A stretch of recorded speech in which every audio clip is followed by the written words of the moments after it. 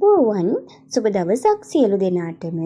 අද මම මේ වීඩියෝ එක කරන්නේ අස්වැසුම පළමුවන අදියරේ අප්‍රේල් මාසෙ මුදල් ගන්න පුළුවන් කවද්ද කියලා ඔයාලව දැනුවත් කරන්න. අප්‍රේල් මාසේ පළමුවන අදියරේ අයගේ මුදල් සිස්ටම් එකට යොමු කරලා තියෙන්නේ 2026 තුන්වෙනි මාසේ 24 වෙනිදා. එතකොට 2026 තුන්වෙනි මාසේ 24 වෙනිදා යොමු කරාට ඔබට මේ මුදල් ලබා ගන්න පුළුවන් වෙන්නේ 2026 අප්‍රේල් මාසේ 10 වෙනි දින හෝ එයින් පසුව එන දිනවලදී තමයි ඔබට මේ මුදල් ගන්න පුළුවන්. බැංකු වලින් ඔබගේ ගිණුම 2026 අප්‍රේල් මාසේ 10 වෙනිදා අප්ඩේට් කරනවා. ඔබට බැංකු කාඩ් එකක් තිබෙනවා නම් 11 12 13 ඕනම දවසක බැංකු කාඩ් එකෙන් ඔබට මේ මුදල් ගන්න පුළුවන්.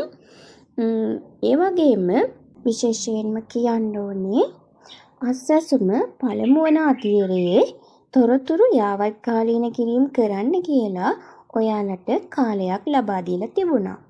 ඔබ අස්වැසුම තොරතුරු පද්ධතියට යාවත් කාලීන කිරීම සිදු නොකරපු කෙනෙක් නම් ඒ කියන්නේ මෙන්න මේ වගේ රීසර්ටිෆිකේෂන් රික්වයර්ඩ් කියලා තියෙන කෙනෙක් නම් ඔබට අප්‍රේල් මාසේ මුදල් බැරවීම සිද්ධ වෙලා නැහැ. එය ඉදිරියේදී ඔබට ලබා දෙවිද නැද්ද කියලා තවමවත් නැහැ.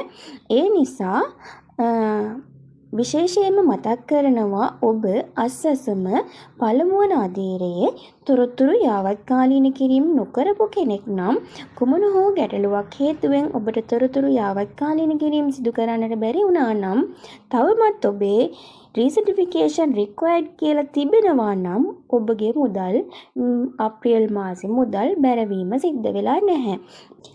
අස්වැසුම පළමුවන අදියරේ ඔබ ප්‍රතිලාභයේ හිමි කෙනෙක් නම් ඔබ තොරතුරු යාවත් කාලීන කිරීම සිදු කරලා තියෙනවා නම් ඒ කියන්නේ මෙන්න මේ තියනවා වගේ schedule for recertification කියලා තිබෙනවා නම් අනිවාර්යයෙන්ම ඔබට මාර්තු මාසෙත් මුදල් වැටෙන්නේ නැති ඒ වගේම අප්‍රේල් මාසෙත් මුදල් අනිවාර්යයෙන්ම ලැබෙනවා.